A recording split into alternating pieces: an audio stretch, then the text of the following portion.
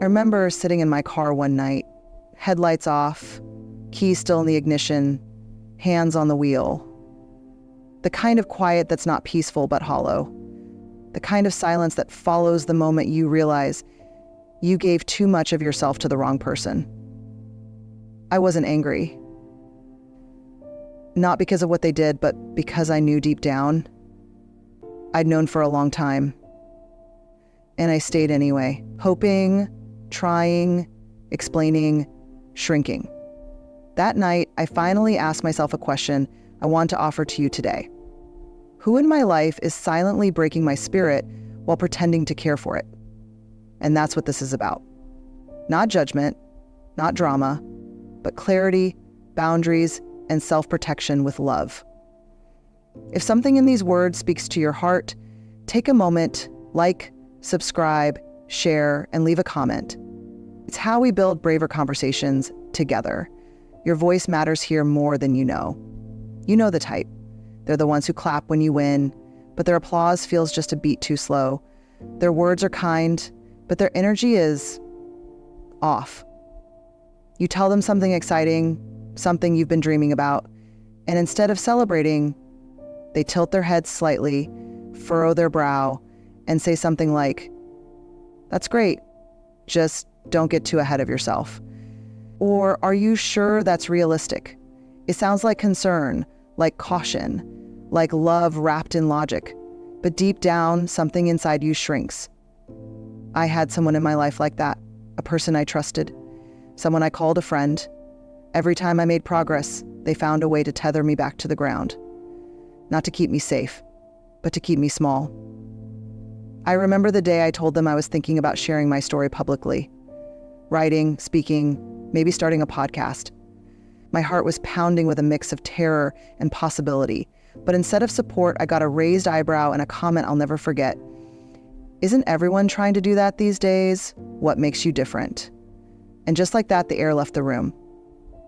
See, these people don't always shout their sabotage. They're subtle. They'll joke. They'll tease. They'll plant doubt in your soil and smile while doing it. And because they're not overtly cruel, you start questioning yourself. Maybe I am being unrealistic. Maybe I do need to slow down. Maybe I'm not ready. But here's the thing no one tells you early enough. Not everyone is meant to witness your becoming. And some people love the version of you that feels safe to them, not because they're evil, but because your evolution challenges their stillness. Your wings make them notice their own feet stuck in the mud. What I've learned is that emotional sabotage doesn't always look like sabotage. Sometimes it wears the face of an old friend. Sometimes it comes from someone who says, "I just don't want you to get hurt," when the truth is, they're the ones afraid of you outgrowing the space they've kept you in. So if someone consistently responds to your wins with worry, if your joy feels like a burden in their presence, if their support comes with subtle digs, comparisons, or backhanded realism, that's not love. That's fear, disguised as care. And fear is contagious. You deserve people who see your growth as beautiful, not bothersome. People who hear your big dreams and say, "Hell yes, go for it." People who don't just allow your light, they reflect it back at you even brighter. So ask yourself, gently and honestly, who in my life pretends to cheer while quietly hoping I stay in the same place? And when you see it, don't panic. Just get clear. Because awareness is the first step to freedom. There's a kind of person who doesn't need to raise their voice or slam a door to control you. They don't look like the villain in the story. In fact, they often look like someone who's hurting, and they want you to carry the weight of their wounds. And every time you try to walk away or even take a step toward your own healing, they pull. Guilt becomes the collar around your neck. You feel it in their silence, in the way they say, "After all I've done for you," or "Wow, you've really changed." The implication is always the same. You owe them. At first, it feels like love. It feels like care. But over time, you realize it's not affection, it's obligation. I once had someone in my life who always seemed to be in crisis. And because I'm someone who loves deeply, I kept showing up, dropping everything, putting their needs before mine. And every time I tried to express my limits, even gently, it turned into a storm. Suddenly I was cold, selfish, not the same person they used to know. And they cried. Oh, how they cried. So I stayed. I apologized. I comforted them for being hurt by my boundary. And that's the thing. These people don't just ignore your limits. They turn your boundaries into betrayal. Eventually, I learned something that broke my heart wide open and made me stronger all at once. You are not responsible for someone else's emotional regulation. Their pain is not your punishment. Their insecurity is not your assignment. And someone's love for you should never feel like a debt you have to keep paying. But we stay, don't we? Because we've been taught that being a good person means being endlessly available. That love looks like sacrifice. That kindness means never saying no. But here's the truth I wish someone had told me earlier. Empathy without boundaries turns into self-erasure. And here's the hard part to admit. Sometimes we're afraid to lose people, so we abandon ourselves first. So let me say that again for the part of you that needs to hear it in your bones. If someone only feels loved when you're depleted, that's not love. That's control. There is nothing noble about sacrificing your mental health for someone else's emotional comfort. There is nothing kind about shrinking your truth just to avoid someone else's tantrum. And there is no version of love that requires you to disappear in order to be enough. You can care for people deeply and still say, no, not this time. You can be empathetic and still say, that's not mine to carry. You can love someone and still walk away when their pain becomes your prison. Because love is not about saving people from themselves. It's about showing up in truth and trusting that real love can handle the boundary lines of your well-being. And the people who belong in your life, they won't guilt you when you protect your peace. They'll honor it. Some people carry their pain like a crown, not because they want healing, but because it gives them power. These are the ones who constantly cast themselves as the victim of every story, every relationship, every situation, every single time. And let me be clear, there's no shame in having pain. We all hurt. We all carry our own invisible battles. But there's a difference between someone who is healing and someone who is hiding inside their wounds while using them to hurt others. These people will tell you all the ways they've been wronged. They'll keep a mental scoreboard of every time the world has let them down. And at first, your heart goes out to them because you do feel for them. You want to help. You want to be the person who makes it better. And you want to be the person who makes it better. But over time, something begins to shift. You start noticing how their pain becomes the excuse for everything. Their bad moods, their outbursts, their dismissiveness, their inability to be there for you. And when you finally bring it up, when you try to share how their behavior is impacting you, it turns on you. Suddenly, you're insensitive, selfish, lacking empathy. After everything I've been through, you're seriously mad at me. You have no idea how hard it is for me. And then you feel awful. You question your own compassion. You silence yourself again. I've been there. I've had people in my life who carried such deep wounds that I made myself small around them. I excused mistreatment because I thought, they've suffered. They don't mean to act this way. I thought my silence was love, that holding my tongue was kindness, that tiptoeing was loyalty. But here's the raw truth that no one likes to say out loud. Your empathy cannot become a permission slip for someone else's harm. Pain can explain someone's behavior, yes, but it can't justify a pattern of emotional harm. Hurt people do hurt people, but that doesn't mean they're entitled to continue hurting you. At some point, you have to ask, am I supporting this person or enabling them? Because there's a line. And when it's crossed over and over again, you start to lose pieces of yourself, trying to love someone who only loves from a place of survival. These people are dangerous. not because they mean to be, but because they're stuck in a loop where they are always the one who's suffering. And that leaves no room for your pain, your voice, your needs.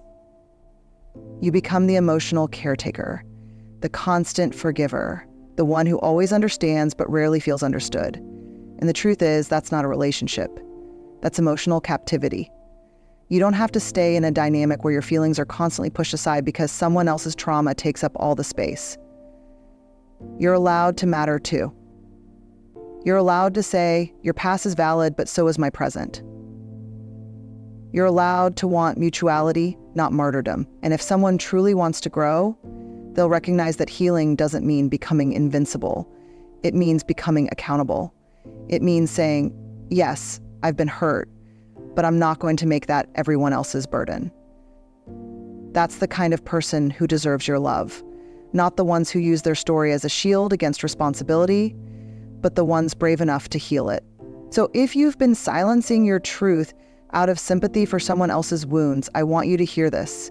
You can hold compassion in one hand and boundaries in the other. That's not cruelty, that's wholeness. Some of the most dangerous people we encounter don't scream or insult or tear you down directly. Instead, they make you feel like the sun. Only as long as you shine exactly the way they want you to. They're charming, magnetic, often articulate and persuasive. You feel chosen by them, seen, valued, even adored, but only as long as you serve a purpose. Only as long as your reflection matches the image they've painted of themselves. These are the narcissistic mirrors, the ones who appear to love you, but only when it benefits them. They don't want real connection. They want validation. And the moment you express a need, a boundary, a pain that inconveniences them, the switch flips. You go from soulmate to selfish, from admired to accused, from center stage to silent treatment. I'll never forget a moment in one of my past relationships. I had been walking on eggshells for weeks, afraid to bring up how isolated I was feeling. I finally worked up the courage to say, I need more emotional presence from you. I feel like I'm disappearing. And the response? A shrug, a cold, you're being dramatic, everything's fine, you just always want something. It was like a punch to the gut.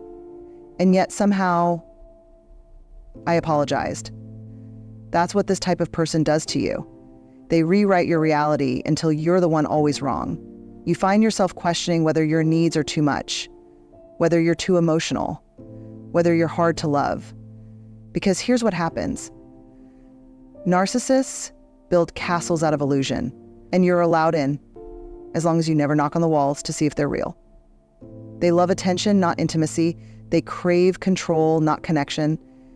And they will often shower you with just enough praise, gifts, or affection to keep you in their orbit, but never enough to feel truly safe. Over time, you lose your reflection. You don't recognize yourself anymore. Your confidence starts to fade. You start editing your emotions so they don't react. You begin rehearsing every conversation before it happens. And that's when you know you're no longer in a relationship. You're in a performance. A narcissist doesn't fall in love with you. They fall in love with the version of you that flatters their ego, doesn't challenge them, and helps them feel superior. The moment you express your humanness, your flaws, your feelings, your fullness, they see you as a problem to fix, or worse, a threat to control. This is subtle emotional erosion, and it doesn't come with bruises. It comes with confusion. It's death by 1,000 dismissals. You keep waiting for the version of them who showed up at the beginning, the version who made you feel like magic, but that was never real. You keep waiting for the version of them who showed up at the beginning, the version who made you feel like magic, but that was never real. That was bait, not love. And maybe the hardest truth to accept is this: some people don't love you. They love how loving you makes them feel. That's not your fault. That's not something you caused. That's not something you can fix. Your job is not to convince someone to care. Your job is not to shrink yourself so you can be tolerated. Your job is not to stay silent to keep the peace. Your job is to come back to yourself, to the version of you that didn't doubt your worth. There is a kind of danger that doesn't come from what someone says or does to you, but from what they refuse to see in you. These are the people who diminish your dreams not because they're cruel, but because they lack imagination. The ones who look at your vision, your passion, your calling, and instead of saying, "How can I support you?" they say, "Be realistic. 20 down, don't be so dramatic." They smile, but their words cut like glass hidden in soft bread. You don't see it coming, but you feel it for days. They don't throw stones, they build ceilings, low ones, and if you're not careful, you'll start to live beneath them. I remember sitting at a table once, sharing a dream that had been living in my chest for years. I had just discovered the language to name it. What a gift that is, to name your becoming.